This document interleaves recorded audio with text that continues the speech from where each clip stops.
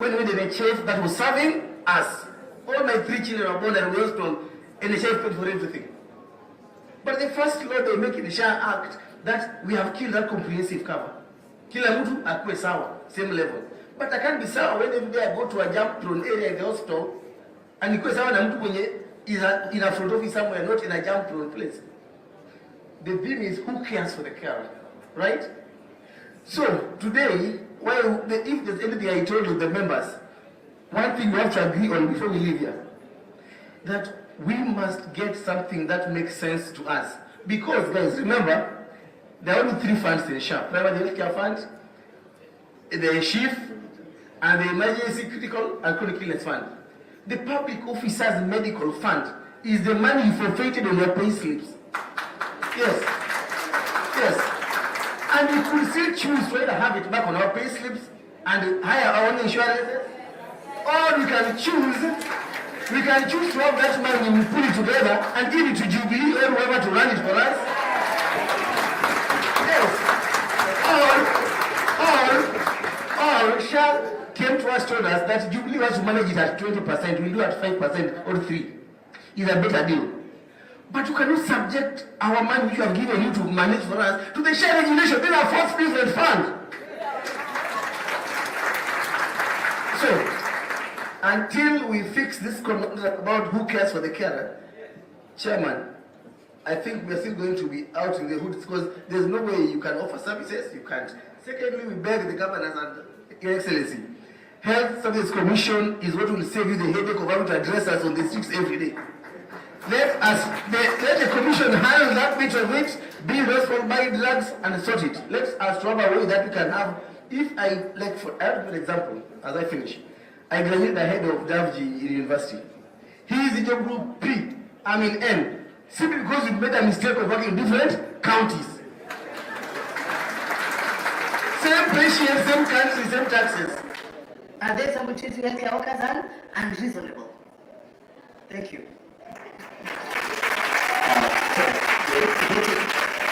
Thank you, Dr. Miskela. You seem to paint a very great picture of devolution.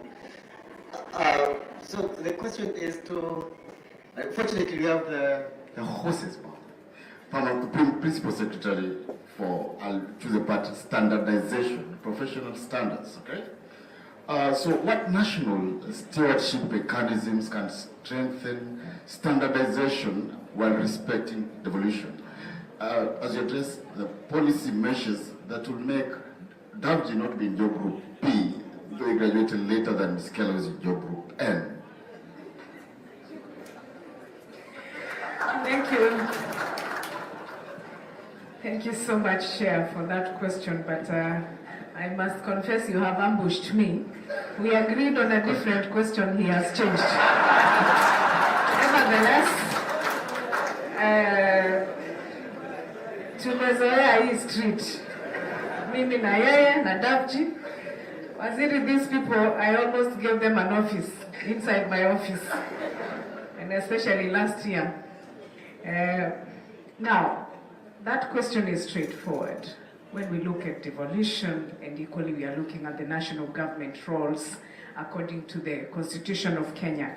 And one of the things that we must be very clear about is the norms and standards in terms of the healthcare workforce in each level of any facility. When we talk about adequate staffing, we are talking about the primary healthcare level, who is supposed to be there, and do we have enough?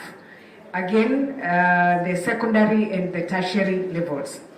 Then the appropriate training. We must be able and be keen that anybody who is working in our facilities is adequately trained across board, whether you're working in a facility that is run by the national government or the county government. And then again, the staffing ratio. And you know this will vary depending with the facility capability. It will also vary in terms of the national guidelines that we have given, and equally the disease burden that we have across in that particular area. Then the second thing that I think must work is the standardization in terms of healthcare training.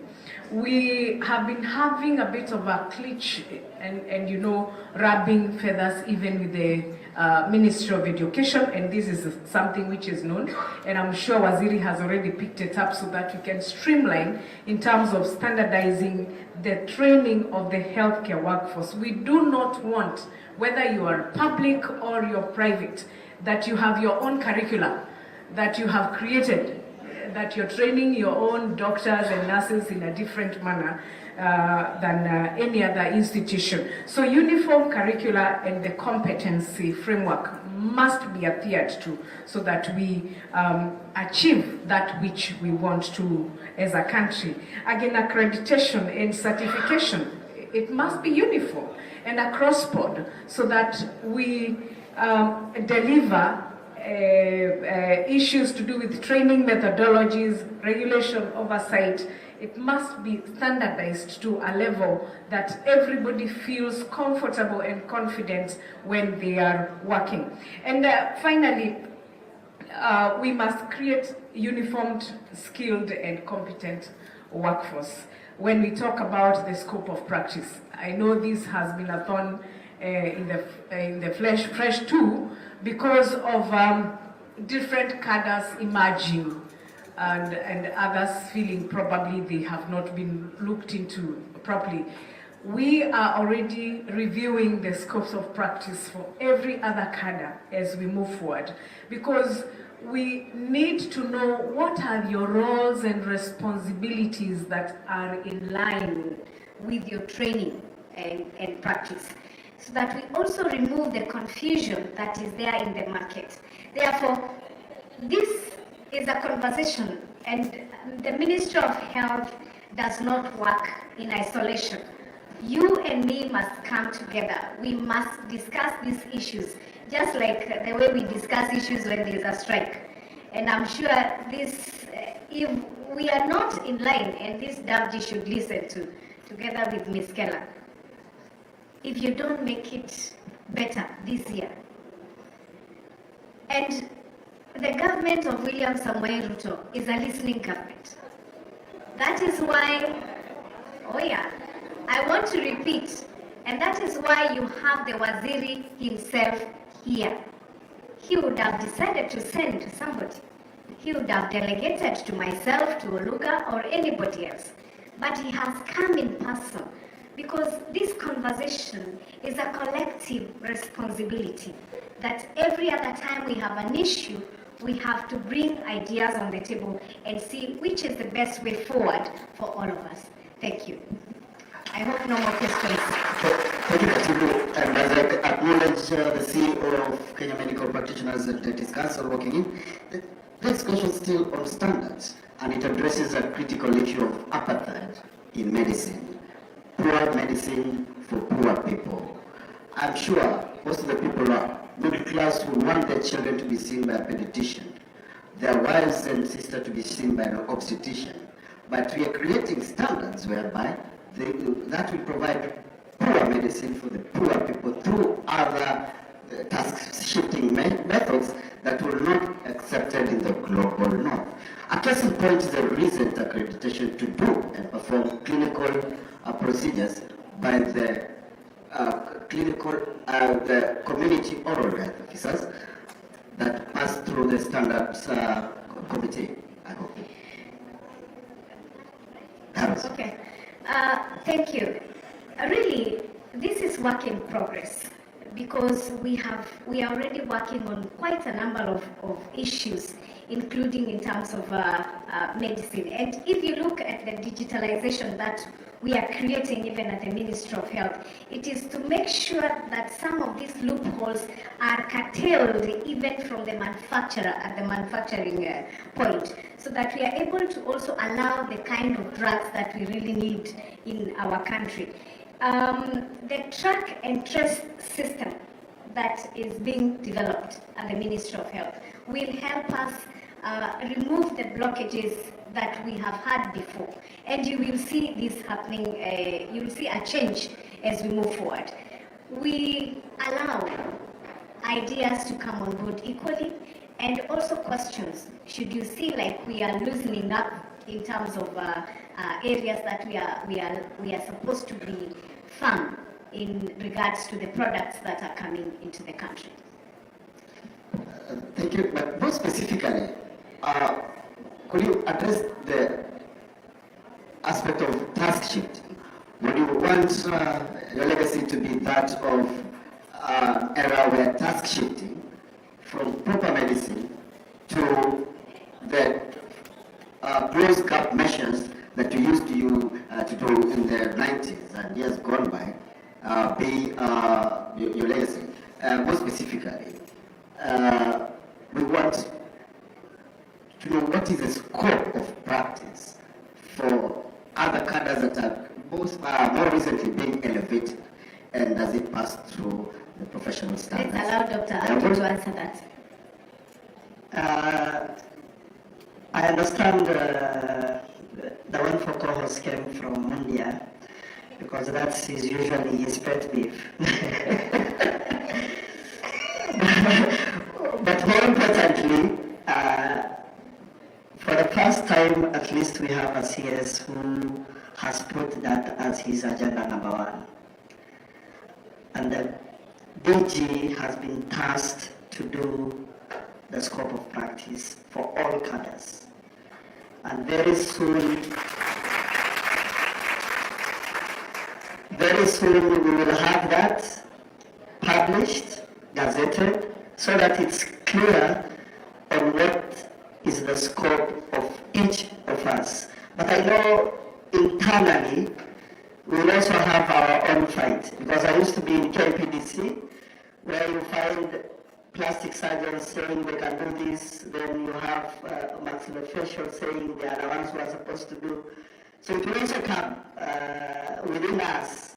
We will have that fight on what is the scope of each of the subspecialty and specialty amongst us. But that's one thing that I hope will be the legacy of the CS, because the DG has been tasked to do the scope of practice all cadres. Thank you. Thank you. Dr. While you advised the President, we have just 8,000 doctors as per the KMPDC website registered to practice in a country that has a severe shortage, and we are still having unemployed doctors out there on a policy that started because of a strike that was led by a Secretary General called Dr. Omolga in 2017. After that, direct employment was stopped, which was like a punishment policy. First of all, do you advise the President? Yes, I do, and does he listen? He listens very well. To start it off, what advice have you given him about the interns pay, which Dr. Miskela has insisted us to be as per the cigarettes? What advice have you given him about the interns pay, which seems to be to light embers of fire every other year? Yeah, so thank you very much.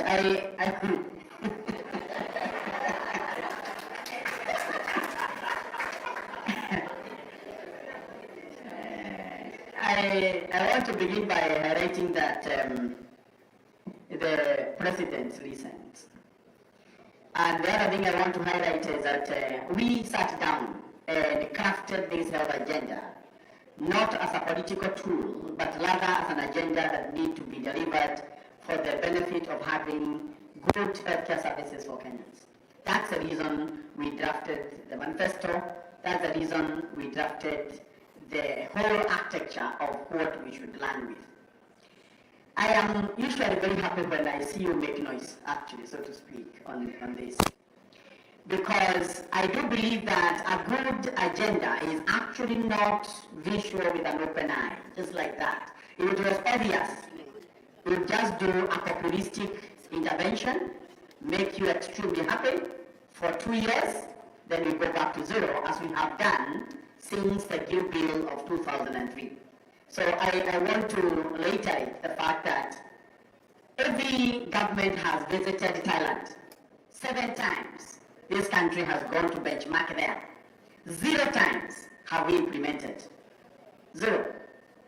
So what we are trying to do is to walk a straight, narrow, sometimes painful, but it is what it takes to be realistic and adjust the problems.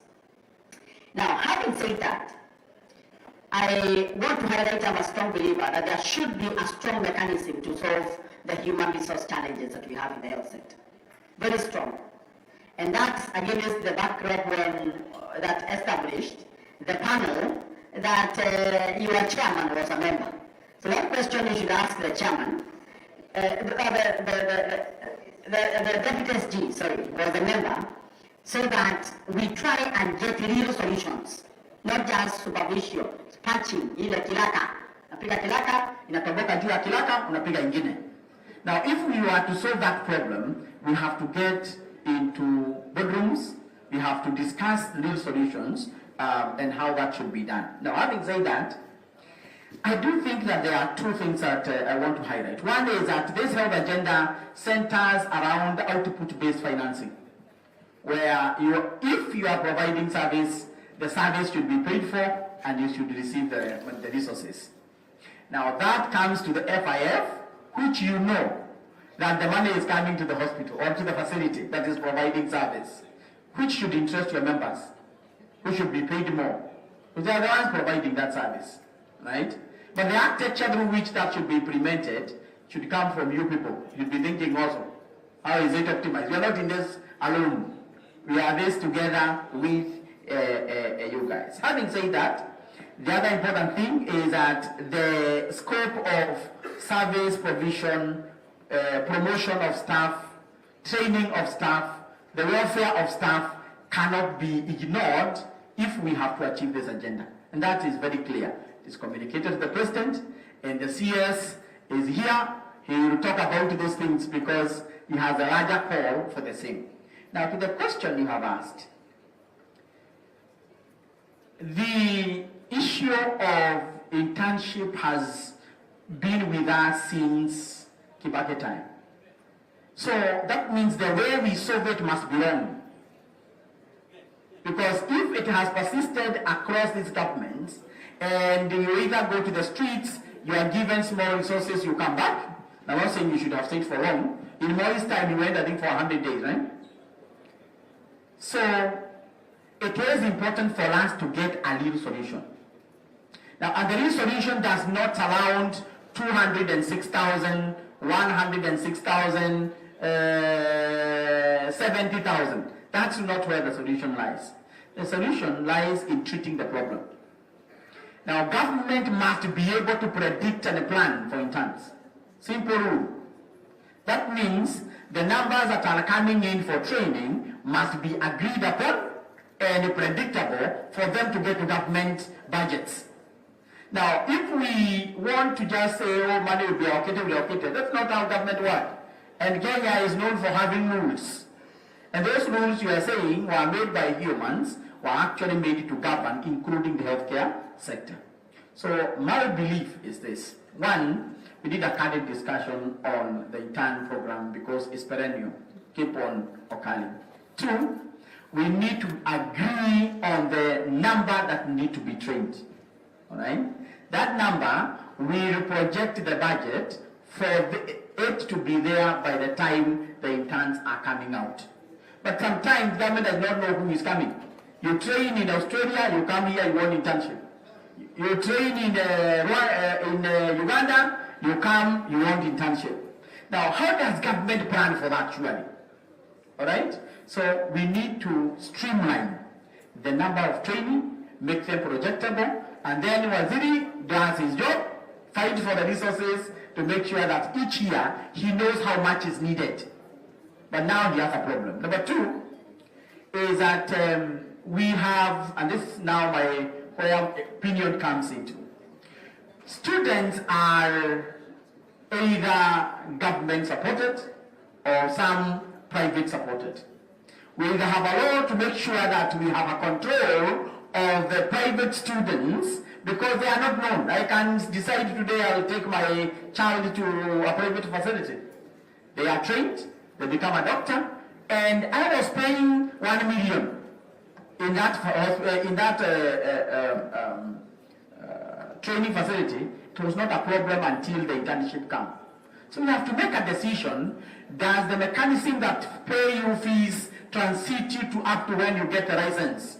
Or does it take you to where you finish education and then the government take you for internship? So we need a better discussion. Logical, let's be factual. We want to get solutions. And that is why the committee had been created to give us those solutions. Even without, we should still aspire to do that. Lastly, we should employ doctors. We have to employ doctors. And Dr. will tell you, because I many times call him, many times to call him anyway, that we cannot work as a union of the 1950s, where the only thing was there is populism and agendas that ideally are supposed to deliver on the streets. We must become more professional union, internalize issues, analyze them and say, this is where our members will benefit. And when we were working on the civil servant scheme, you should have said you are there with your brother, right? And we brought you there. Why did we bring you there? Because the desire of this government, most of our health sector, is to solve the problem. Now, if you have a solution, that is where we say, bring it. And you did a very good job. I didn't even know this man can think very well, by the way. Right? So, when we sat there, he was saying, this is what we need for our members, okay? The benefit cannot go below what they have been, right? The benefit, what he was highlighting. And if I lie, please tell me, because I really do, I hate politics, I'm not a politician, I'm a technical guy, but I'll tell you the reality. So what he said was, the benefits of the past, at least we cannot go below when we come to SHA, right? And that was the consideration. And you look at the benefits as configured now are nothing less than what was in the other fund. The issue that of course is at hand, and it's good to be realistic and truthful, is that issue of dropping every on 9th. And that must be solved. And I'm sure the CS is also nodding because he has telling us we must solve it. Now, after that, we must look at this money we are paying into facilities. We are paying capitation money. We are paying chief resources. The providers of those services happen to be medical doctors and other healthcare workers. We must think all the money we pay, approximately 15% to 20% is consultation fee, which happens whether it's primary or chief, which is money that goes to human resource. How do we harness this human resources so that we pay for the doctors you are talking about? Because then the money is there. Because that money is going there because they are providing. So where you need to tweak your thinking is also help us. We craft a way that the doctors, the healthcare workers are also paid on the money that is going to the facility. That way, the mid-1,000 doctors will be employed. They should not have a problem. Alright? Because I am sure your doctors are hardworking. If they are not the ones working, this one they cannot be paid. But the ones that are working, they are giving a service and we are sending the money for it.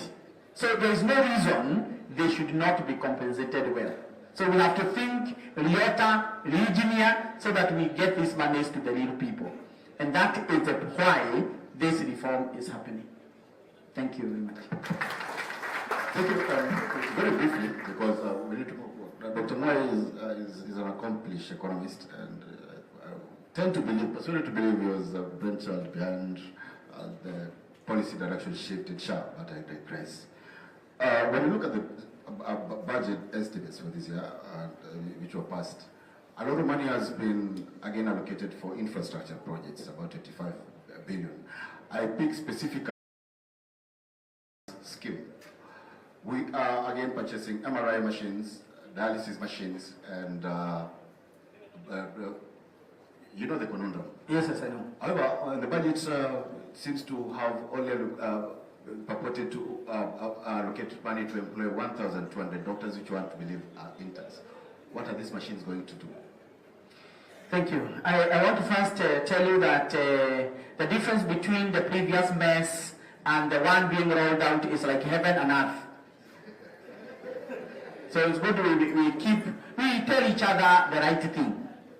Heaven and earth, that's the difference between the new equipment program and the past. Because the past was a lease program where you went and placed a machine in a hospital, whether it works or it doesn't work, I don't care.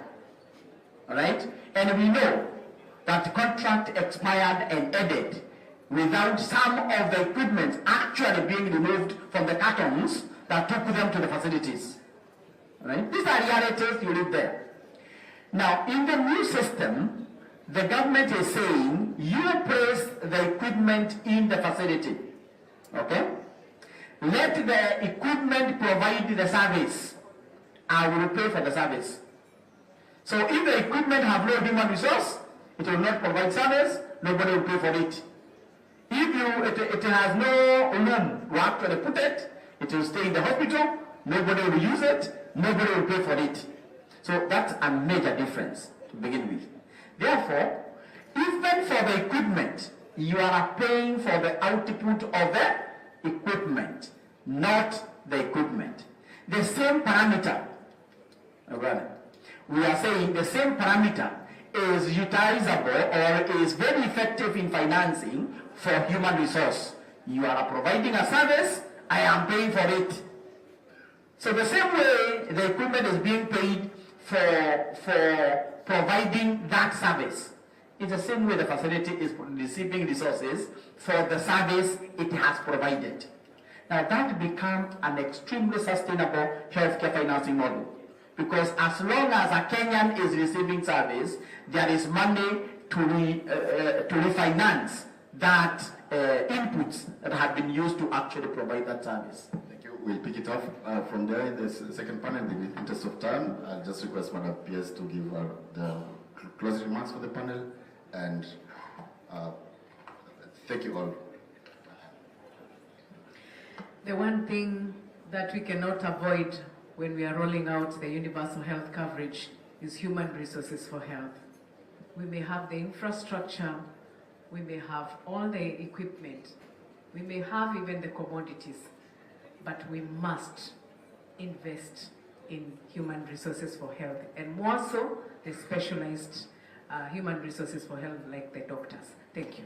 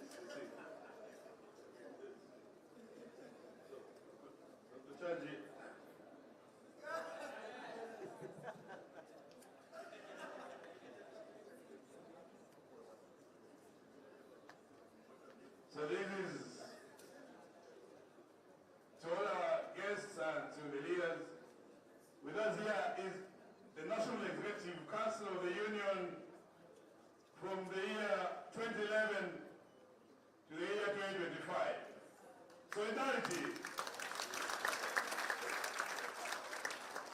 Let me sing. When the union inspiration through the work and pressure on, there can be no power greater anywhere beneath the sun. Yet what falls on earth is weaker than the feeble strength of one. But the union makes us strong. Solidarity, solidarity forever. Solidarity forever. Solidarity forever. For the union makes us strong. Solidarity, solidarity forever. Solidarity forever. Solidarity forever. For the union makes us strong. Viva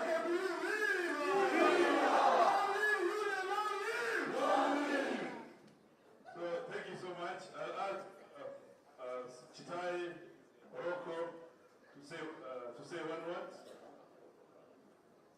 Chitai, just read the congregation again.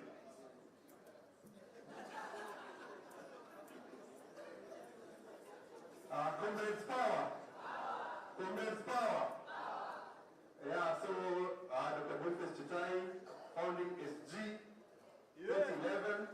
I'm glad to be back. And I want to use my 1 minute to thank the members of the National Executive Committee that founded KMPDU. Most of those are not here. One of them was here, the team with Chogora. My chairman was my deputy vice chair was Dr. Sultani Matendechero. Dr. Machi was in that group as well. And Dr. Vitali Sogola, among others. What I'm happy about is that the union officials who have come after us have held on to the principles that founded this union, and that's why you find that KMPDU remains one of the most visible unions in Kenya. KMPDU is one of the most effective unions in Kenya, and KMPDU is one of the few unions that does not have one singular face from the beginning to end. So we have changing faces. I was there, Dr. Andrew Were was there, Dr. Sultani Matendechero was there, Dr. Omo Luga was there, Dr. Dabji is now here. And the work is the same. And therefore, I want to congratulate Dr. Dabji for welcoming us back, and KMPDU will continue the efforts. Thank you.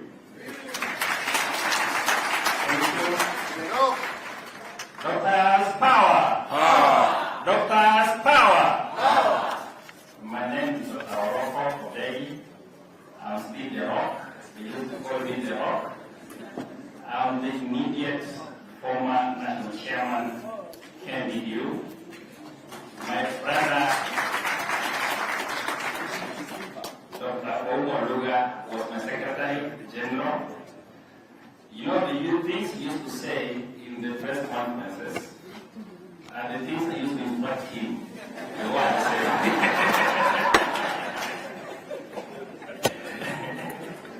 So, CS, your PS now, remember that all the things he said was my instructions.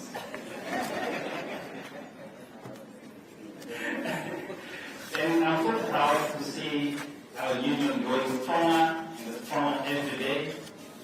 Dr. Damji, Dr. Mwachi, I'm so proud of your team, because when you leave an institution and you see it grow, it means your leadership was good. If you leave an institution and you watch it go down, it means your leadership was bad. So I'm so proud of my team. The CBS 7, there was the famous CBS 7. For those of us who went to prison for the CBA, it's a time my team was so much afraid. Oh, Chairman, we want to prison, why? And those meetings, you used to work nights. You were being told, and the and being psychologically manipulated. You know, it's so easy to understand that there is a manipulation going on here. 2 in the morning, he used to tell us, you know, if you go to jail and then you die, oh, these doctors, they will continue their lives.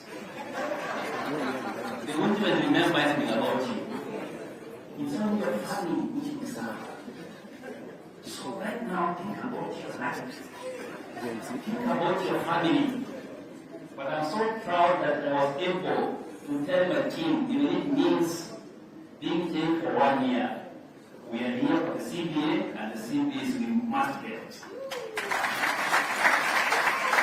And I'm so happy we're able to sign the CBA, we put it in court, and up now, I think the current team, they are pushing to implement the CBA that we signed, which is a good thing they are doing. The areas you are receiving, it was equally I'm proud that I put my effort, and I'll put my effort in the areas that I see nowadays, everywhere. That team, thank you so much for being sorry. Nowadays, I do what we call care for carers, and I'm happy to see the theme here today is how we can take care of the care. And I run an institution now, which is so focused on taking care of the software of the human being, which is the mind and which is the brain. Doctors and healthcare workers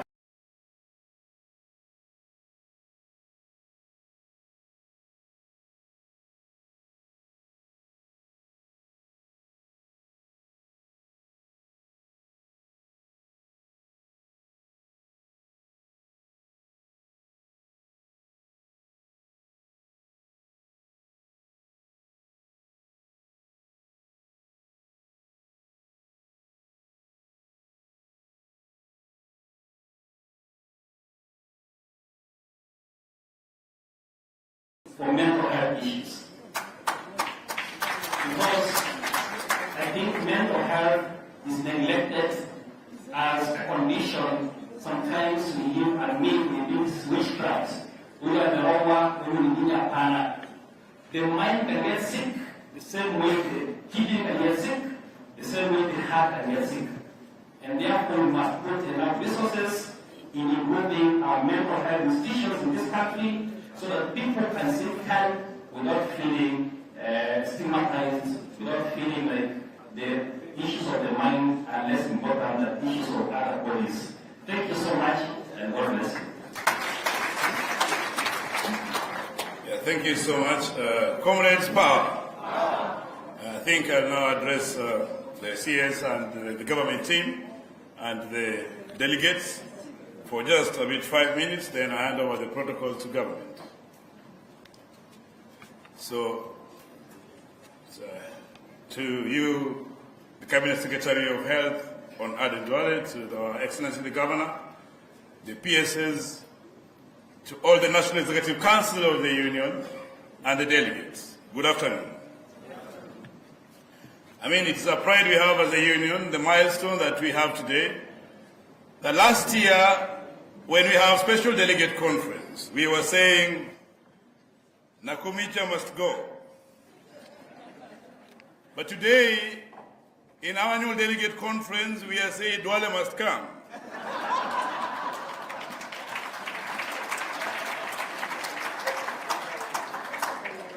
And it happens in a way that when he was appointed, we had the new former minister, who was a doctor, who we were talking to on the issues that are affecting us. And so when he came in as a new current minister, we were worried whether he will have understanding of our issues. And I remember when we had Central Branch Annual General Meeting, we said that the new CS is a politician and we are not ready to have healthcare being politicized. But when we met with the CS and had a discussion on the issues that are affecting us, he seems to have really read the CBA.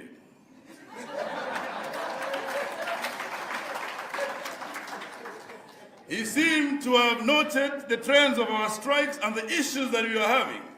So instead of having 2 hours meeting or 3 hours meeting, on 10th of April, we had a 10-minute meeting. We were actually addressing the press after him explaining to us what we needed with chairman and the deputy secretary. That tells you why we, for the first time, seeing the need to employ the aspect of dialogue. Because we have been on the streets. And we know very well how to be on the streets. We have been at home on strikes, and we know how to bargain when we are at home. And therefore, when somebody demonstrates intention to implement our issues, we have to give them time to show us the actions. I am saying this because I have had conversations with different people on one fundamental aspect, the degradation of the profession in this country, of the doctor profession. When somebody tells you that you don't work to be paid 206,000, you don't deserve to be paid any wages, it means that the person is trying to enslave you. That they don't see the dignity that you need to have, they don't see that you need to have economic freedom. But he is the CS who came up and said, no, it's not about the pay. In fact, we need to pay you 400,000 like the doctors in South Africa. Or we need to pay you like the doctors of Botswana. So I can tell you that the engagement we are having today is that we should continue together with the governor of Mombasa, who I asked today to go and implore on the Council of Governors that our new CBA negotiation for the year 2025-2029 need to anchor that aspect of the inflation, that we should not anymore, after today, talk about the intern wages.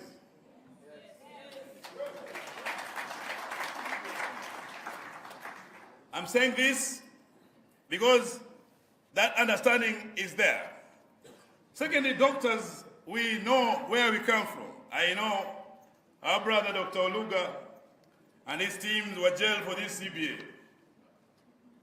But when you enter those government offices, you have other bosses. So you may have principles and convictions, and you need a boss who has understanding. So brother, I'll tell you today that you're blessed for your CS, because I believe he has understanding, because we have talked with him. I'm saying this because he was jailed for the CBA, but 7 years down the line, that CBA was not implemented. It took us, doctors of this country, for the actions of last year, the strike of 56 days. But that also did not implement the CBA. What then resulted into implementations are the engagement between May last year and December last year, where we had to even threaten another strike. We were lucky to have bargained and to get the wages in December and January.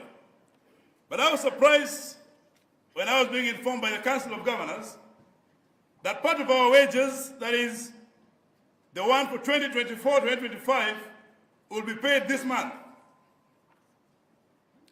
And again, the minister explained that the issue, the arrears that remain, is part of the budget. So we may not need to threaten any more strike in July this year.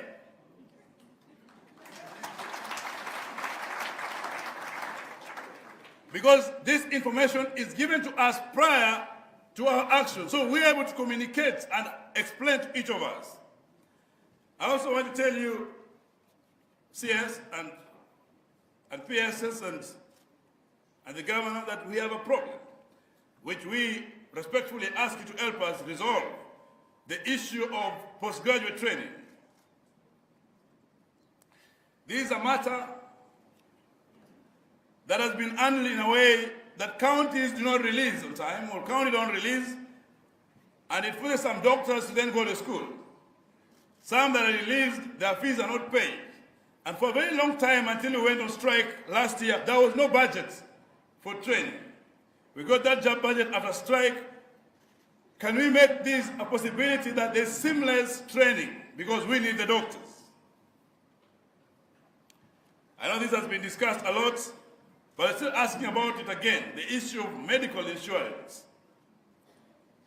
Honorable CS, we have doctors as we speak today.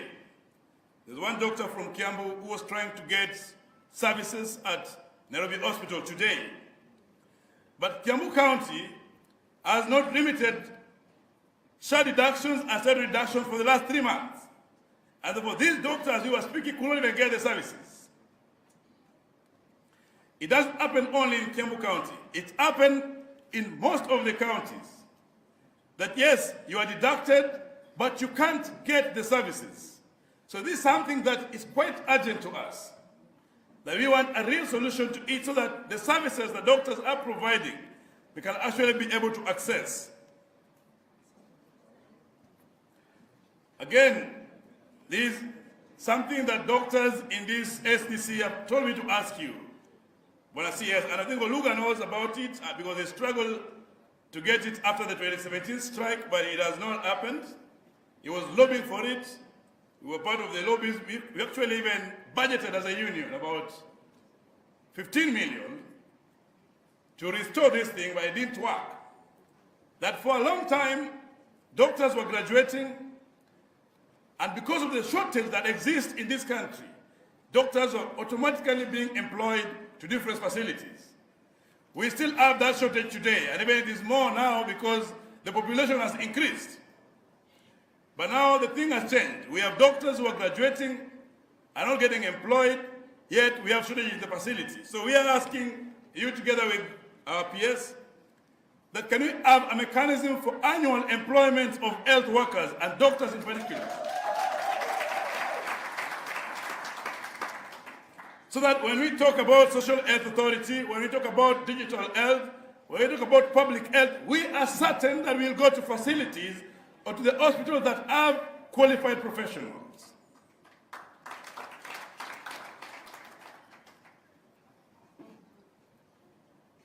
Today,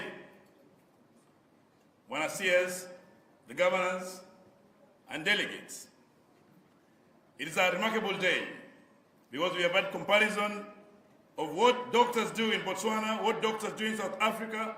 Last year we had what they're doing in Nigeria and what they're doing in Ghana.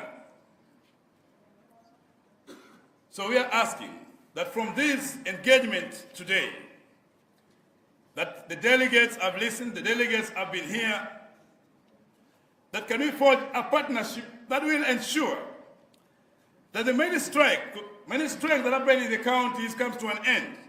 Because of today, NEC declared and approved strikes in 18 counties that I was to mention today. But because I have to honor your presence, and I have to honor the presence of the governor, we will postpone releasing the strike messages with 2 weeks.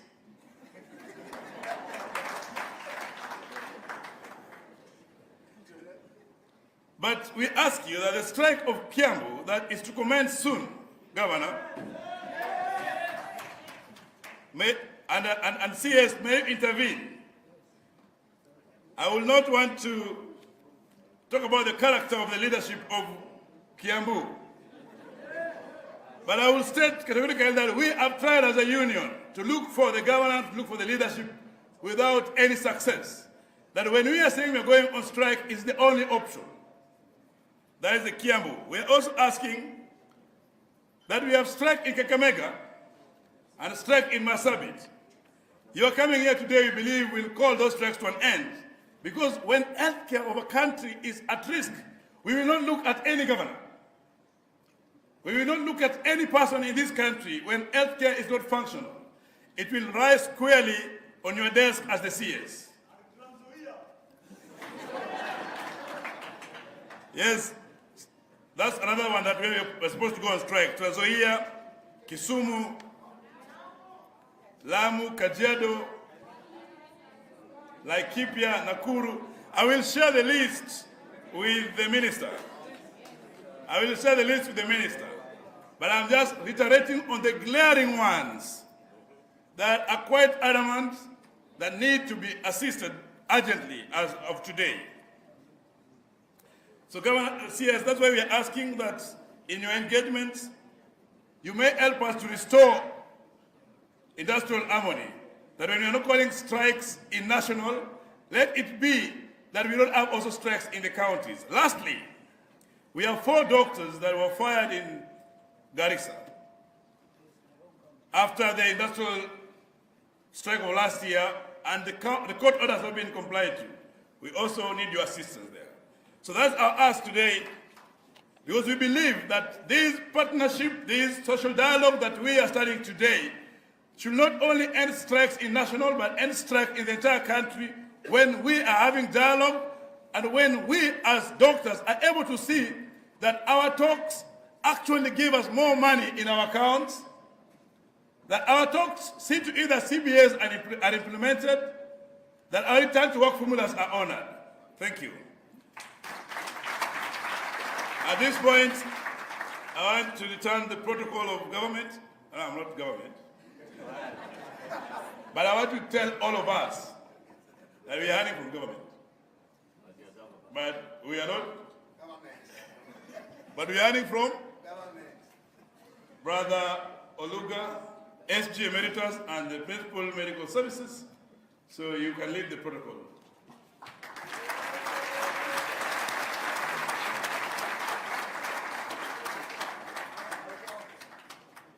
Thank you so much, Davji. To Waziri, Honorable Aden Joale, to His Excellency Governor Abdul Samad, to my colleague Principal Secretary, CEOs of state parastatals present, directors from the Ministry of Health, and delegates. Comrades, power! Power! Yeah, you know I know that language very well. I sometimes wonder whether you have fully fit in those shoes, but I think that's not the topic for today. So Waziri, without much ado, I know that we had a number of colleagues from the Ministry of Health who hadn't been introduced. I could just request them to stand so that I could just mention their names.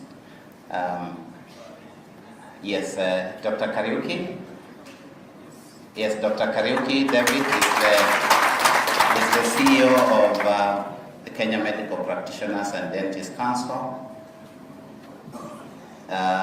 Robert Ingasira is the acting CEO for Social Health Authority. I know you guys know Abdi. We have Dr. Tracy Jones. Tracy Jones is also a neurosurgeon, but she is the acting director of benefits at the Social Health Authority.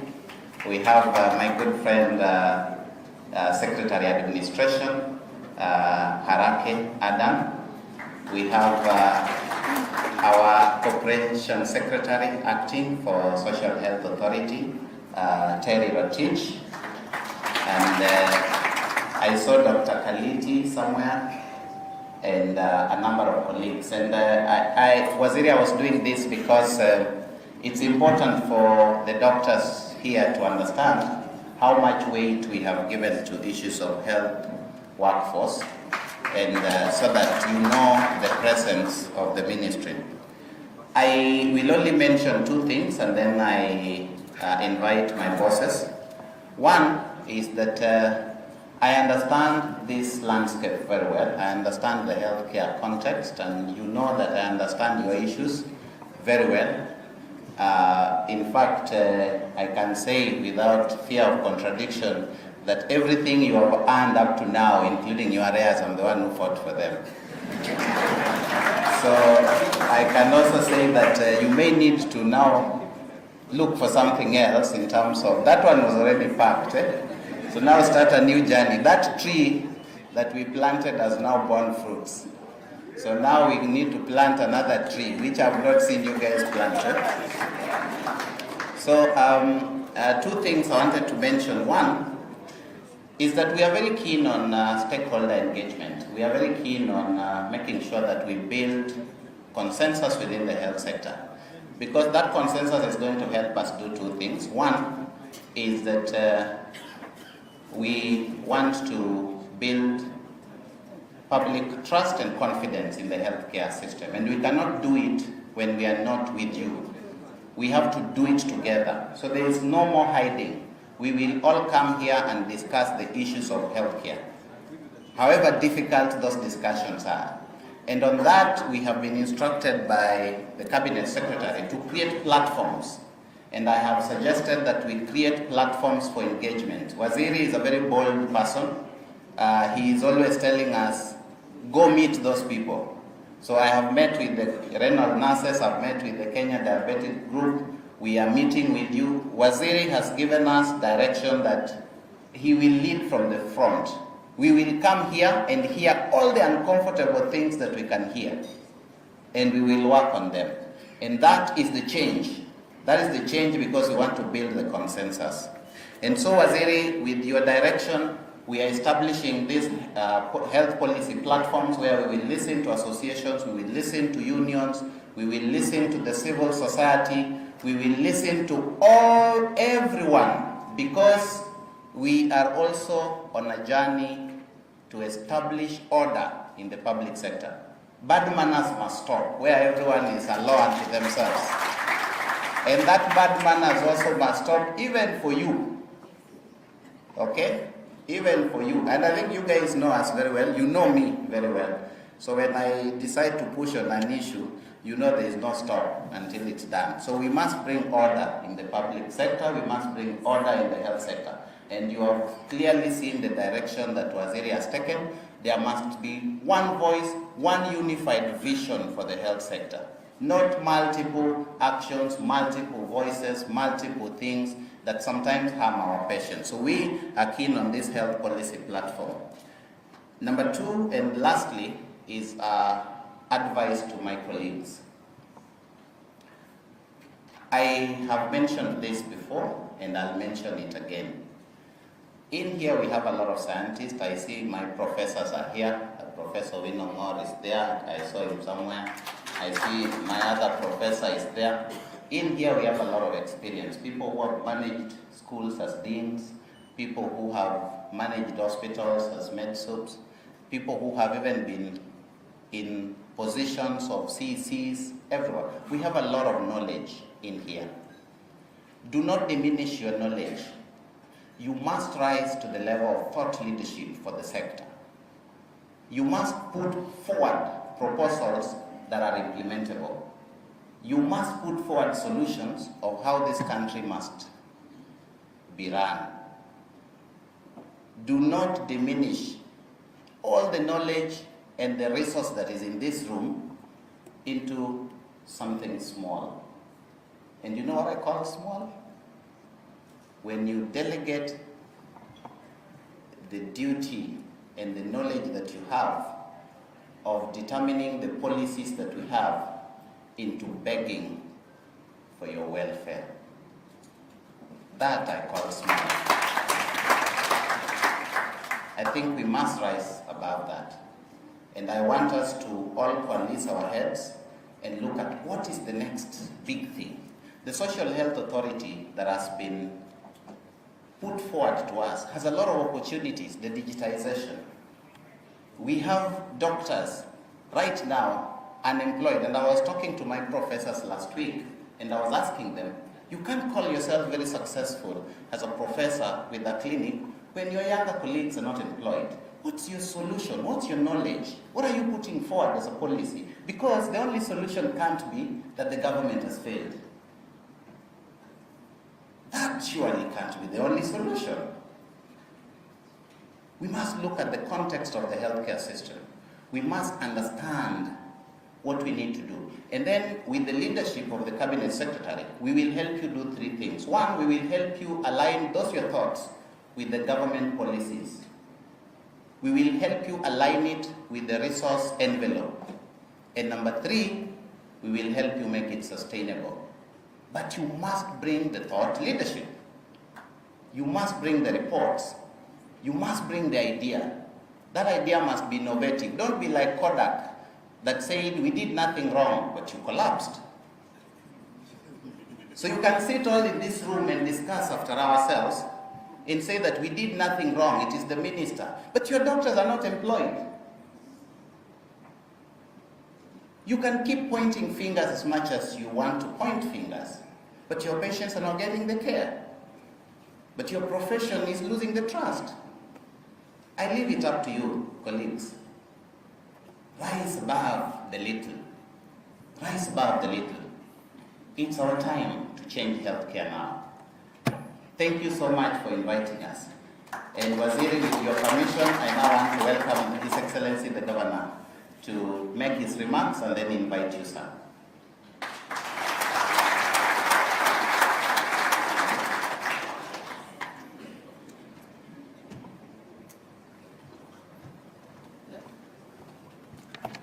I'll get it. Thank you.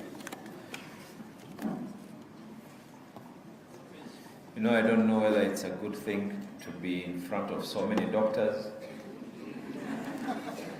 or a very terrible thing. But Waziri, maybe it was the politician in me who saw this. And before I give my comments, I don't know how fast it would be. You know, there was a slide that was written, proactive advocacy approach. Is it possible to put that?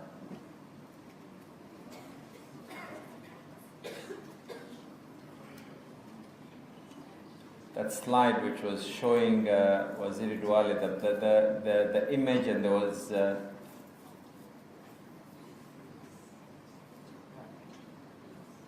not that one. Not that one as well.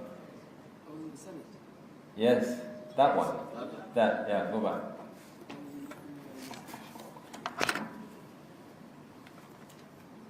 Waziri, and I don't know whoever drafted this is a politician.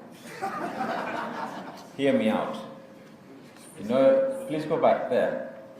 It starts with early dialogue, and then thereafter there was formal documentation.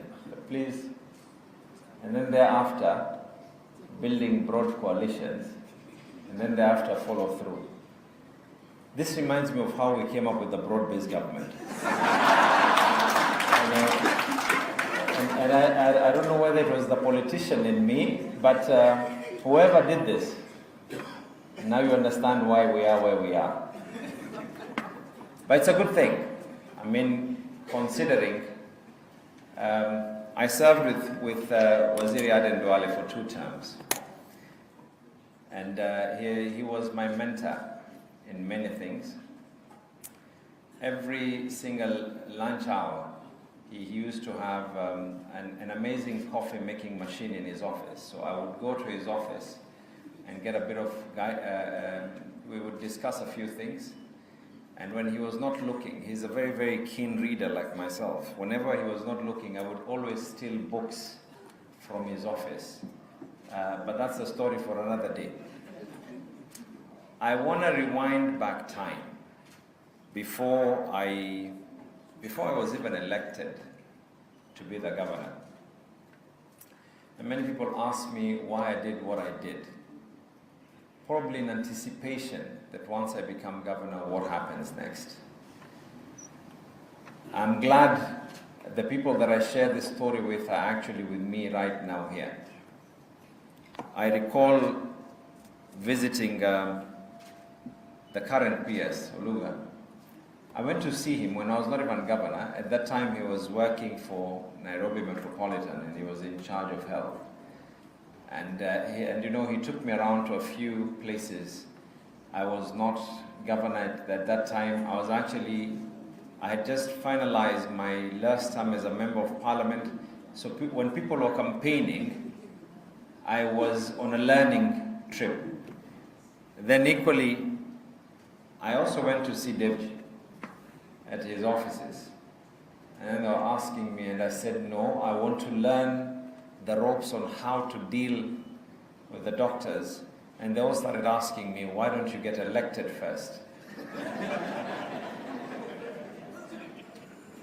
And then I met the local union leadership that is based, the one from Mombasa. There was a lot of tiff with the former administration. I just wanted to find out what exactly are the issues. Then I did something, and I'm glad that I'm seeing KCB here. I crashed a meeting. It was actually an event. KCB was sponsoring the Safari rally. And I went there as someone whose parliament time had already finished. We were 3 months to the election, so I was in between waters. Am I going to be the next governor or not? And I went and I crashed this event. I don't know if there's someone from KCB here. Okay, yeah, there. I crashed that event at KCB. And I met the current group CEO, Paul, together with the then chairman.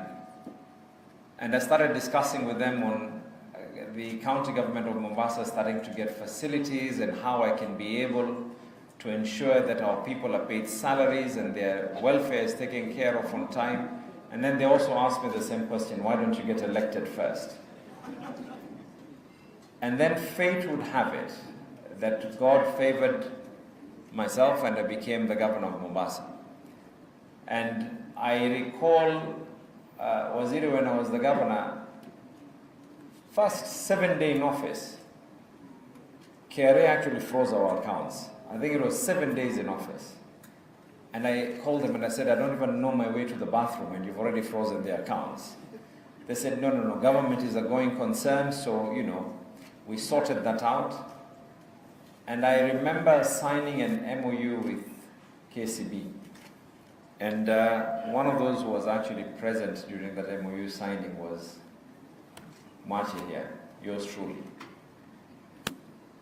And the rest is now history. Today, I can comfortably say, and for the staff who are here from Mombasa County, I can comfortably say that the actions that we took to prepare ourselves, lesson learned, is that there's nothing more important than dialogue. There's nothing wrong in people being able to talk and people being able to...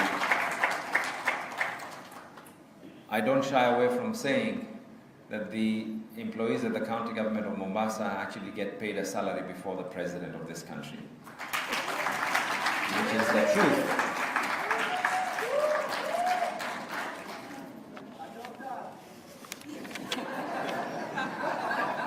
I have one policy. I have one policy. And probably it is something that we need to be able to state it out.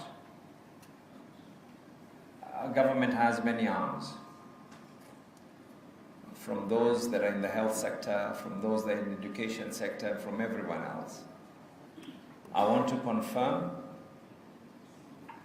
and you will also agree with me, over time we have been able to increase the number of workforce from the health sector.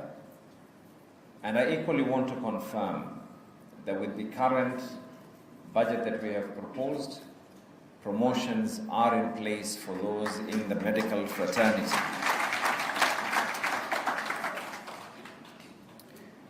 I did something else.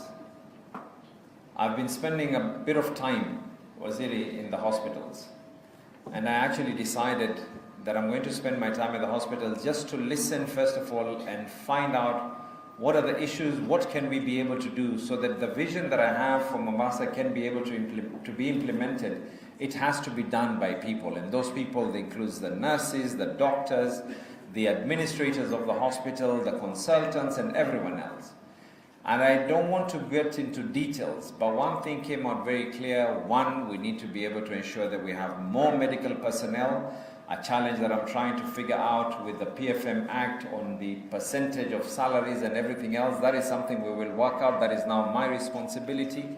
The second thing that we were all able to agree on as well is we need to equip our medical facilities so we can provide first-class medical services to our patients.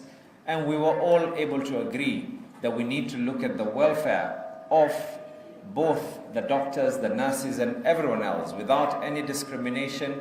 And when we're talking about welfare, we're talking about ensuring that they have the necessary health cover.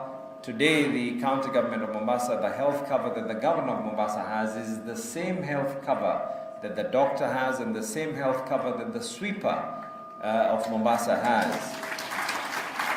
Was it a challenge to get to where we were? It definitely was a challenge. But equally, we did agree on one thing, was it? It came out very, very clear. And I think the team from digitization and yourself will be impressed with this. One thing came out clear from every visit that we went: digitization is the way to go. We need to be able to digitize all our health systems. We need to be able to ensure, and you know the issue that has been there, where there are other people masquerading as doctors, people who are masquerading to be yourselves when they're not yourselves. The only solution can be through digitization. And this needs to be able to happen. And I want to state it, that, you know, I got asked the question by a journalist, and I was asked, when everyone else was running away from SHA, everyone else was running away from digitization, you actually went to it. And I gave them ile Waswahili wahenga wanasema, a wise sailor, when you see a storm, you don't necessarily try and run away from the storm. You face the storm. Once the storm has reached you, you adjust your sails accordingly. And in that way, when everyone else was talking about SHA, there is no doubt about it. Every single thing has its own teething problems. But you don't run away when things are bad, because if you do not accept it when things are bad, you do not deserve it when things are good. And that is the policy that Mombasa has been able to take, and that is the reason why we are the first county as well that has embraced digitization. Today, it's a discussion that I've had with the facilities, and I can confirm, we had this discussion. I'm seeing maybe the team from Mombasa needs to learn to socialize. They're all in one corner. That's why I'm facing in that direction. But I had a discussion with them, and one of the things that we agreed on was that I will be sending money from executive to be able to pay for SHA for those indigents who cannot be able to afford, even before they start getting treatment. I want to confirm that I've already transferred that money to those facilities. Now the onus is on yourself to ensure that this is going to happen. But lastly, we could all agree to some things, but we can also all agree that some things can be able to be done, some things are feasible. And I like, Oluga, what you said, come up with proposals that are going to be feasible in nature. The statement that was indicated, I know every county has its own challenges. And I know those who are here will probably state that why are others not being treated in this manner, why are others being treated in this other manner. As a county government of Mombasa, and I was telling this to the CS, I actually have no problem, because one of the solutions to be able to remove this cutoff is counties are delaying to pay SHA. I'm not here to protect SHA, but I'm just stating the way it is. He has stated that they are governed by law, and the law said that by a certain date, if you don't pay, then you get cut off. Now, are there counties, I'm glad Mombasa is not one of them, but are there others who the cutoff is done because people have not remitted? Yes. Maybe a conversation we might want to take on that is statutory deductions, which are compulsory that we have to pay, should be deducted from Treasury before the money reaches.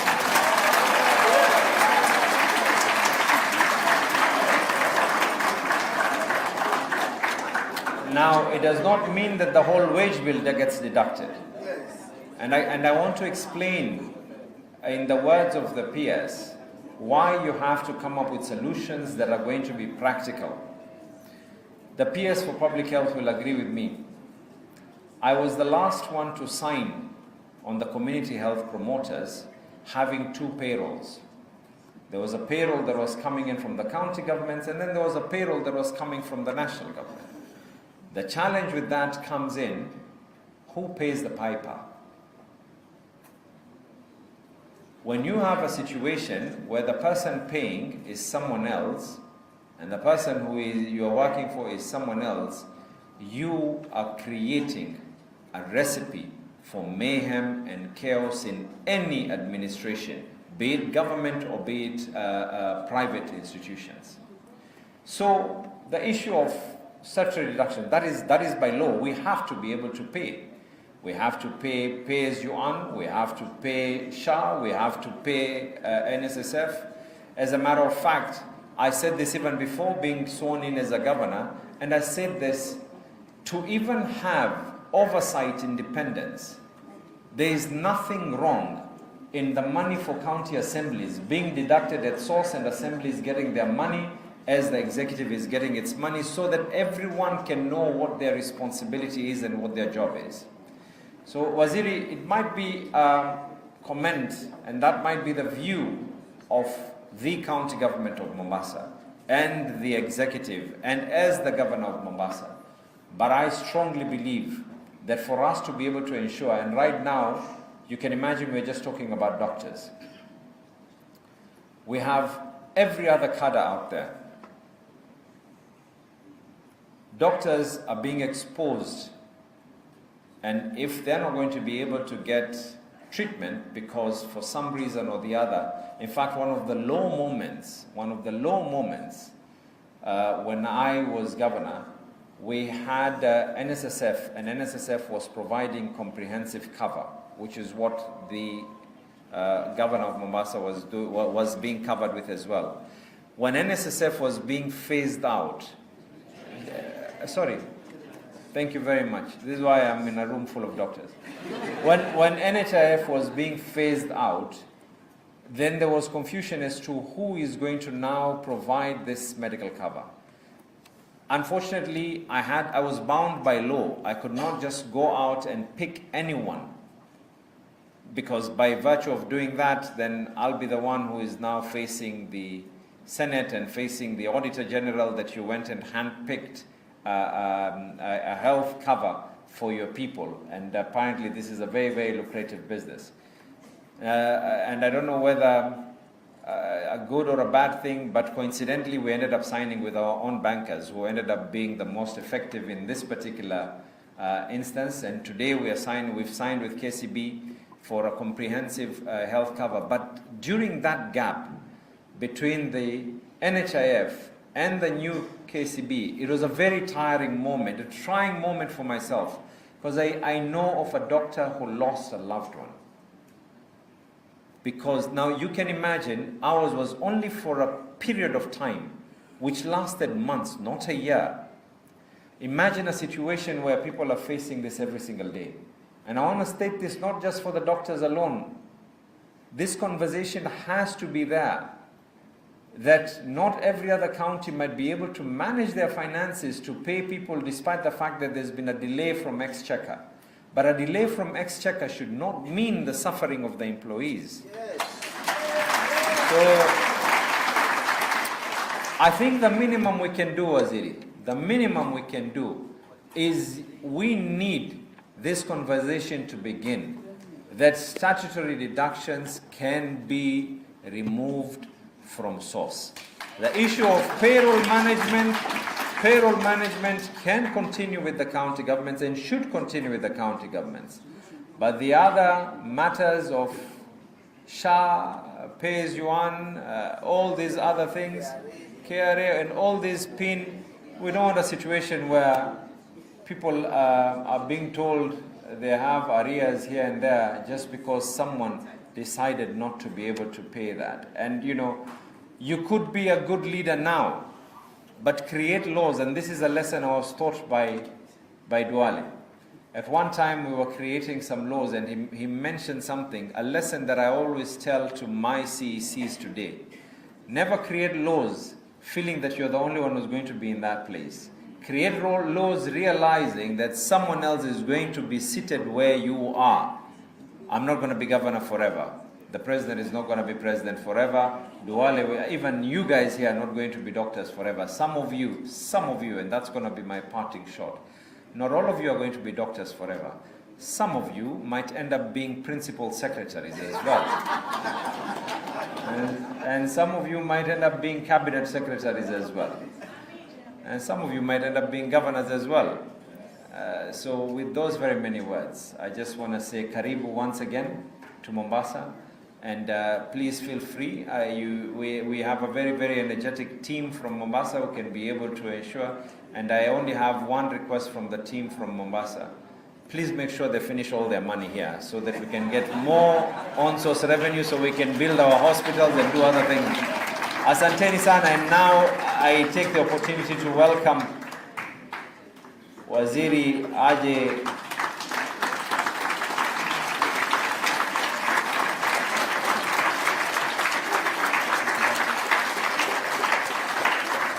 Thank you very much, Mr. Assistant. Dr. Omar Oluga, the Principal Secretary for Medical Service. Madam Mudhoni, Principal Secretary for Public Health. My very, very good friend, Dr. Davji Atela, Secretary General, KMPDU, the Acting CEO of the Digital Health Agency, Dr. David Kariuki, the CEO of KMPDC, Dr. Abdi, the Chair of Social Health Authority, Dr. Abidan Mwache, the Chair of KMPDU, colleagues from South Africa, leadership of the unions from South Africa, Botswana, and the US, distinguished delegates, and healthcare professionals, good afternoon.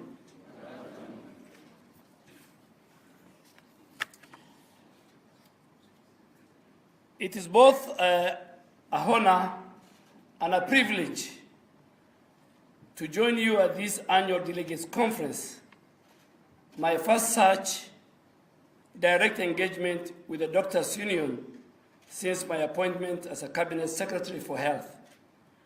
And I'm informed with pride that I'm the first serving Cabinet Secretary to attend this event in the history of the KMPDU. And I take that with a lot of pride, and I really want to thank the leadership, the rank and the file of this great union. This is not a coincidence, but it's a deliberate signal of my commitment and that of the government to meaningfully open and do an ongoing engagement with you, the professionals who run our health system forward. In my short time at the ministry, I have met and engaged with your leadership on several pressing issues. Some of these challenges are long-standing, others are evolving, but through trust, dialogue, and partnership, we have made very important strides. And I'm here to reaffirm my commitment and dedication to walking this journey with you. Let me be clear. The cornerstone of our universal health coverage, UHC, is the health workforce. I have said it in Parliament, I've said it in Cabinet, I've shared it with my boss, and I want to share with the people of Kenya that the cornerstone of the success of the universal health coverage is the health workforce. There can be no UHC without doctors, nurses, and all healthcare professionals being fully equipped, supported, and empowered to serve. And that's why, as a ministry and in partnership with our county governments, we are making very strategic investment to grow and protect our human resource for health. Allow me to share some of the progress we have already made with your leadership. First, on the matter of basic salary arrears, I am pleased to report that the ministry has honored the commitment made under the 2024 Return to Work formula. The first installment of Kenya shillings 1.75 billion has been paid, and the balance is set to be cleared in this coming financial year. This follows a pledge made by His Excellency the President in his meeting with your leadership in May last year. Second was on the postgraduate medical training. We have begun remitting tuition payments for doctors in training. And with your former leader as my PS, I want to say that what I'm saying here is a commitment, it's factual, and I will be held to account. The ministry, in collaboration with county governments, received applications from medical doctors seeking sponsorship to pursue master's degree programs in various universities across the country.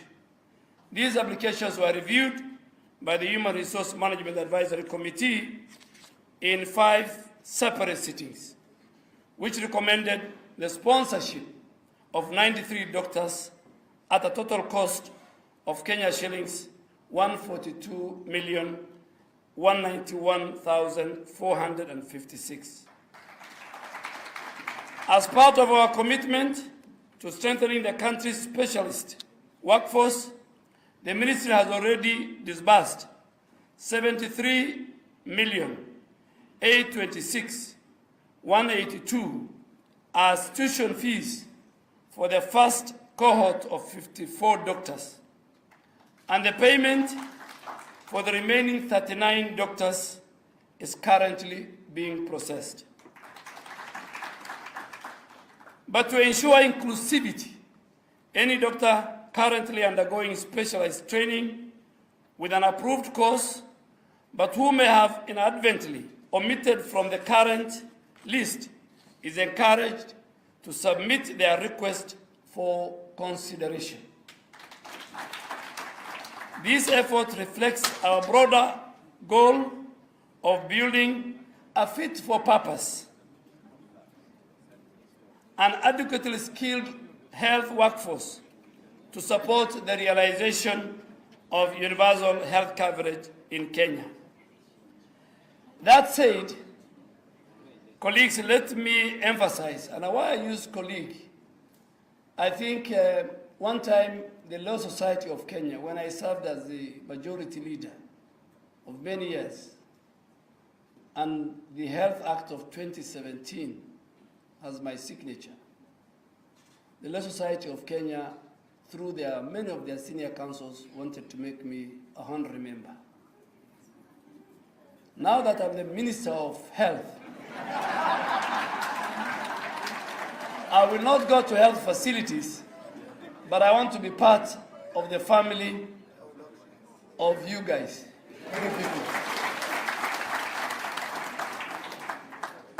When I was in defense, I was part of the generals. When I was in environment and climate change, I was part of the global environmental leaders. And there's no way you can disown me. That one I am not going to accept. I am part of you. So if you see me when we meet in town, in the malls, if you are a doctor, you are a healthcare worker, please make sure you greet me. Because I'm part of this family. Having said that, let me emphasize that we must shift from an ad hoc approach to a structured, strategic system of postgraduate training. has not been done well. It must be guided by the national health system needs. It must be guided by our physical space as a country. And it must be guided by equity. Discussion with the Council of Governors on this framework are already underway, and Kenya Medical Practitioners and Dentists Union will be invited to the table to make their contribution on your behalf. We are also aware of the challenges the healthcare workers face when accessing care under the Social Health Authority. It is inconceivable that those who deliver care cannot themselves access quality care. And I repeat it, it is immoral, unacceptable that those who deliver care cannot themselves access quality care. I am working closely with the Social Health Authority, who their chairman is here, the Digital Health Agency, the institution that locks you out. By the way, it's not even SHA that locks you out. It is the system, it's the super digital highway that locks you out. The CEO is here, the Council of Governors, the Ministry of Public Service, and the National Treasury to resolve these issues immediately and decisively. We must care for our carers. We must care for our carers. And today I'm happy that one of the governors who believe in the implementation of the UHC is sitting here. And I will endorse, and I will take his proposal to the Council of Governors that the SHA contribution for not only healthcare workers, but for all civil servants, both at the national and at the county level, be deducted at source.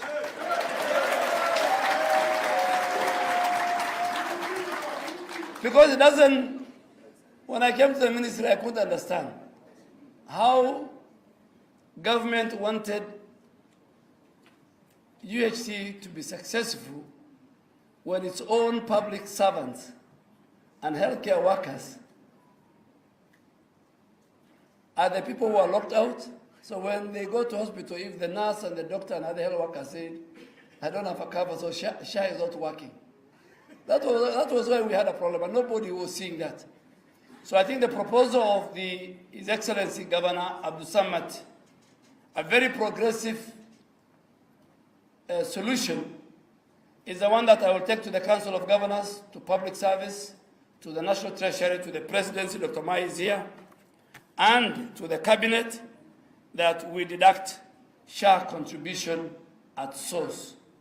And the person that will do that, all after we agree, is the CS National Treasury.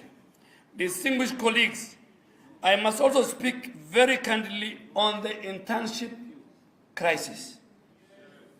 Delayed posting, inadequate supervision, and what I call oversupply from our institutions are all part of the broken pipeline. So we must fix the pipeline. The truth is, we are seeing the effects of unregulated expansion in training institutions, some of which admit over 4 times their capacity. And the CEO of KMPDU is here. My next port of call is to have a discussion with these institutions. If the council has told you to admit 50, you must admit 50.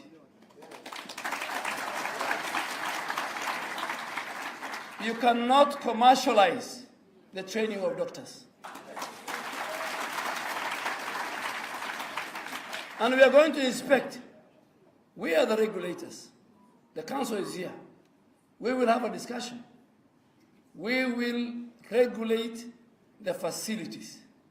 We will find, number one, whether you have all the facilities to train a medical doctor. And two, what is your capacity?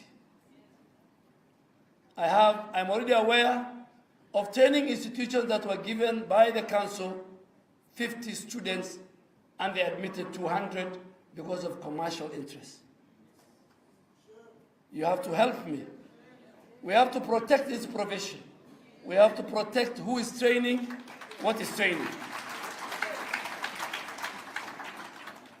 This threatens the quality and the integrity of our healthcare system.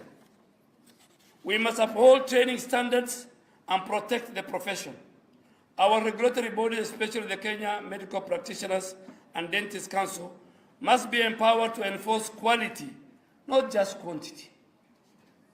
The ministry is committed to working with counties to expand internship centers and improve equitable deployment.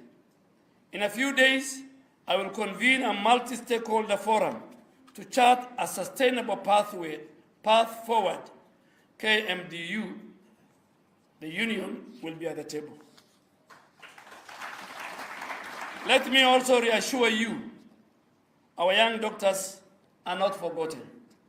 Just last week, 1,035 medical officers interns and 83 dental officers interns successfully balloted for the internship placement, together with 503 pharmacist interns who will begin their rotations in July of 2025. And I've already factored the budget for those interns in the 2024-2025 budget. Our goal is to align internship numbers with our national budget and healthcare service delivery needs. This is not just about numbers. It's about dignity. It's about equity. It's about ensuring our doctors are trained and absorbed in ways that uphold professional standards and meet the healthcare needs of Kenyans. You will help me streamline the internship system. The National Treasury, Parliament that has a role in budget making, must have numbers and figures that in the next 5 years, 10 years, how many doctors are we going to train as interns? We can't have 1 year 2,000, another year 3,000. That we will not do it. And we will not allow people to turn this noble, dignified profession into a place where they can make some money. And that lies with the Ministry of Health. That lies with the regulator. And I want to ask the Commission for University Education, you can squat somewhere else, but not in the Ministry of Health. No way. Even if it means amending the law, we are going to amend the law. Yeah. And Dr. Kariuki, you have my support. From next week, we will visit all the training institutions. And first we will find whether you qualify to train, whether you have the right facilities. We can't have an internship program at Kenyatta or Kenyatta National Hospital where there are 50 students in a small room undergoing internship. Internship is a very vigorous individual exercise. I'm not a doctor, but I have doctors in my family. And I have friends, doctors. You know, Governor said, when you serve all these doctors, inshallah, when I have today, even I'm sure all my health individual indicators must be very good. Because all the doctors are here. And this morning, when I was coming, I told my doctor, he's a very famous old doctor called Dr. Washu, that are you in Mombasa? And he said the young ones are in Mombasa. So this internship program, and this is a discussion I had with the president. The president has no problem. Government have no problem in paying. But we must regulate it. We must have a plan. You know, I asked a friend of mine who's an architect. I asked him, those of you who went to University of Nairobi, you know ADD. I asked him, has the number increased in ADD? He said no. He said that our numbers, we used to have 2 batches, May and I think September. But he said now even they're removing May. So we are 180 that the University of Nairobi produces in terms of architects. Dr. Kariuki, I want you to lead and with the PS here, our PS Medical Service and PS Mudoni and the team here, we must start a discussion. That discussion, I had it with the union leadership and they agree with me. Yes, as much as we are saying government must pay, we must discuss the commercialization of the training institutions. I am not against, some of the courses taught at the university when I was there. Even during my days, there were courses where the students can be 500, 1,000. And even the lecture theaters were big. But I think the School of Health Sciences always have limited numbers. So you people help us, the leadership help us. Now we have 1,200. That's why we have a backlog. So internship placements is something we're going to discuss. I think I really want to urge all of you leaders, delegates, and members to remain engaged. Let us keep the lines of communication open. Let us work together to strengthen the foundation of our health system. All of us together, we need, and other healthcare workers in the country, we need to bring back the hope and the confidence the people of Kenya should have on the healthcare system. The government is investing in its people. You are that investment. And with your input and partnership, we will build a system that is fair, that is responsive, and that is world-class. Together we can make UHC a reality, not just in policy, but in every clinic, in every ward, and in every operating room across our country.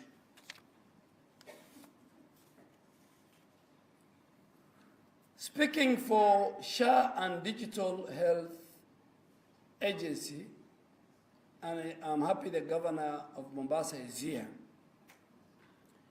we have noted that some of the healthcare workers, including maybe doctors, are sharing their pre-authorization codes to facilities. And this is used for fraud. You know, I speak very straight, so I'm giving you notice. I have cases where a facility and the doctor who has given the pre-authorization his code are 600 kilometers apart. The facility is in one corner, the doctor is in the other corner, the distance is 600 kilometers. And that facility is claiming that 10 surgeries have taken place. A'udhu billah. That's a very serious statement. When a Muslim says that, is that you are close to hell. And what I'm saying is serious. So I don't want to say it in public or in parliament. So when this doctor was contacted, he said, I have never been to that facility. Little did he know that the next question will be difficult to answer. The next question that was asked was, then how was your pre-authorization code shared? That is why he started wondering what's going on. Help us. Help us. You know, our country must be, particularly the health sector, we must exercise high degree of integrity. And doctors are known for that. You know, when you see organ harvesting, illegal organ harvesting, you can see how integrity has been compromised. And that's why I have said it, and the PSS are here, the CEO of the council is here. No foreign doctor. Some of the foreign doctors in our country have been deregistered by their own councils. We know them. And we can only have them if we have a shortage. Kenya is a leader in the global healthcare system and in Africa. So we have enough doctors. We have enough specialists. People come and learn. We are a leader in the healthcare in our region and in our continent. So me and the PS and Dr. Kariuki, the only exception we are giving, and I've done it for a few governors, is if those doctors are coming on a humanitarian ground, they're coming to do a camp in Kakamega, now they're a camp in Lamu, we will agree. And I hope you have, and you need to do a serious evaluation and assessment of the foreign doctors who you gave license before.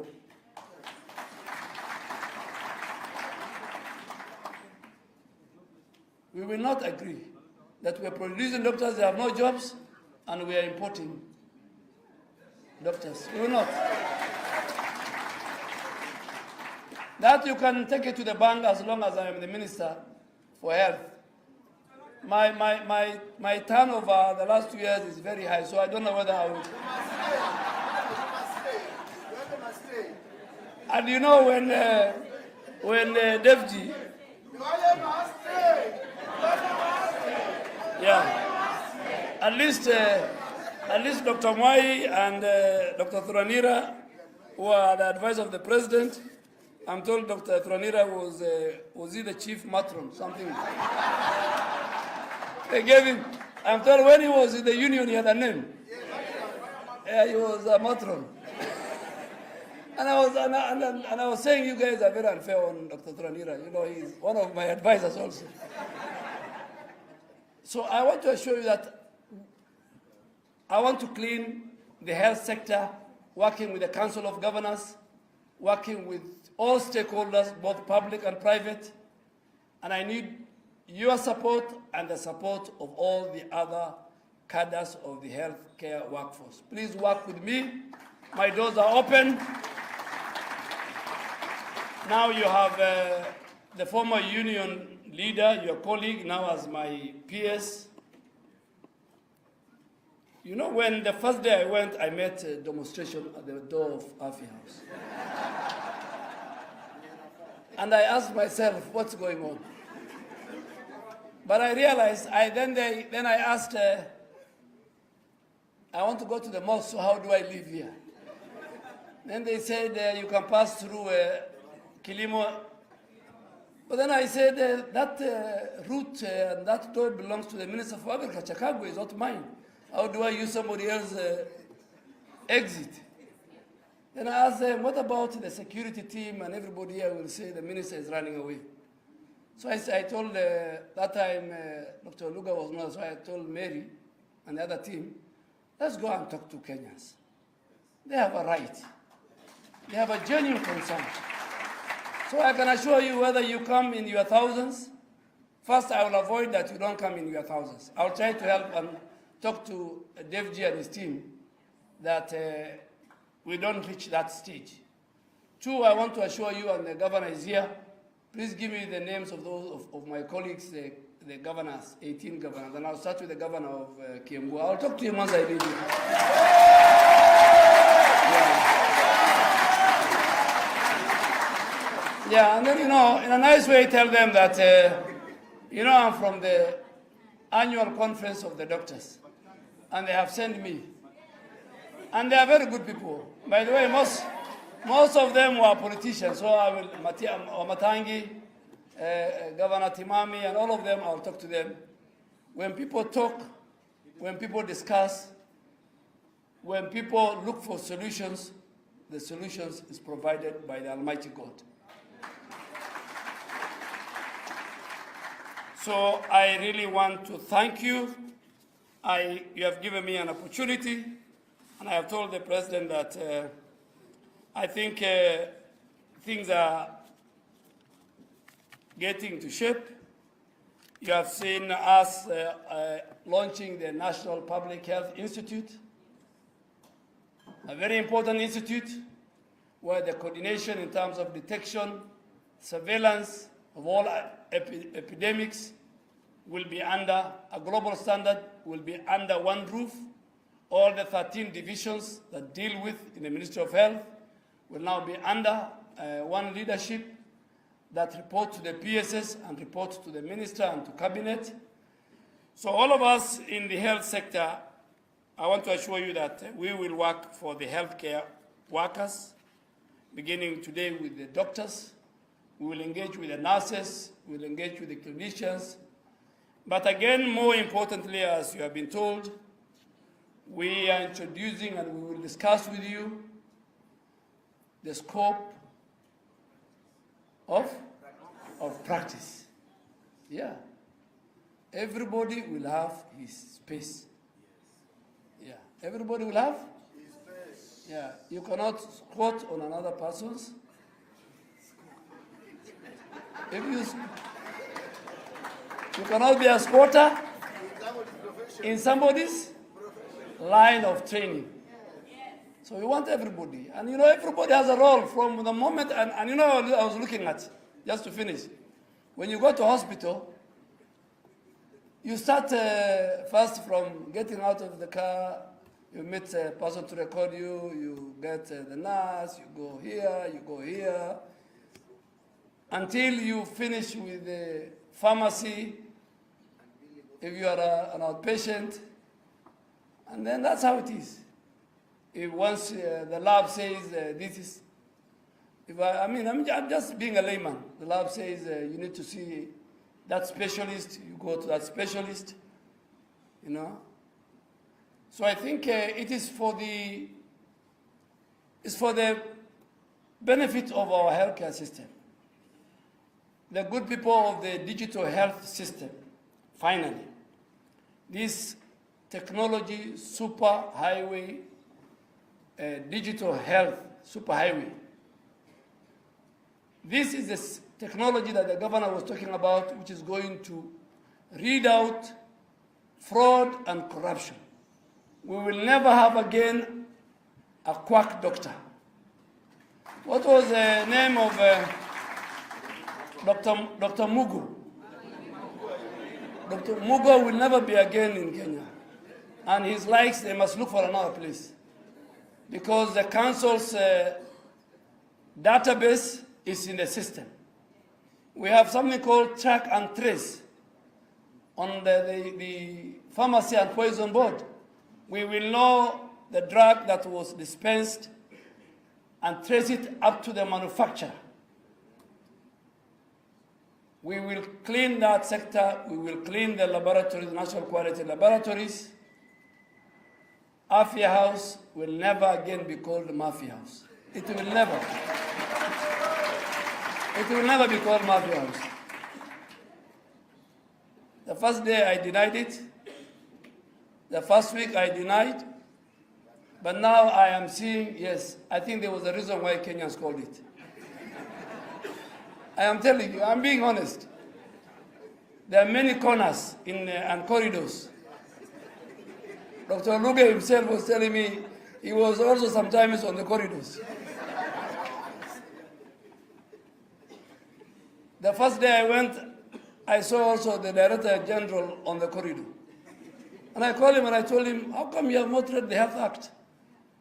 The Health Act, sections 16 and 17, defines the Director General, and he's the first one. I told him, you're the first DG, like the way I was the first majority leader. That section says the DG is the technical advisor to government and the CS. So even the governor of Mombasa can call Dr. Amoth. But he was part of the many corridors, the silos, there are many silos. Lucky enough, before I came, they called me. You know, when Dr. Devji now, he has said it, but you know, the first day I was appointed, instead of congratulating me, he went to the media. So he said, this is a politician. I said, okay, I'm a politician, so what about it? But then when I went to the ministry, I looked at all the ministers, their photos are there. And I think the percentage of the ministers who are medical doctors was less than 2%. And among the, I think, the good ministers was the former president, Mwai Kibaki, who served in us. I will not be, and I'm not a doctor, but I'm supposed to offer policy guidance and leadership and speak for the Ministry of Health and the healthcare workers, both in cabinet, advise the president, and represent you in parliament. I am committed, and with you, I want to assure the people of Kenya that we will bring back the hope and the trust that they will have on our healthcare system. God bless you. Thank you very much. Na Mungu awabariki.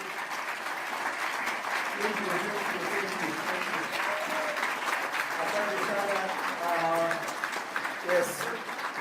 So, Waziri.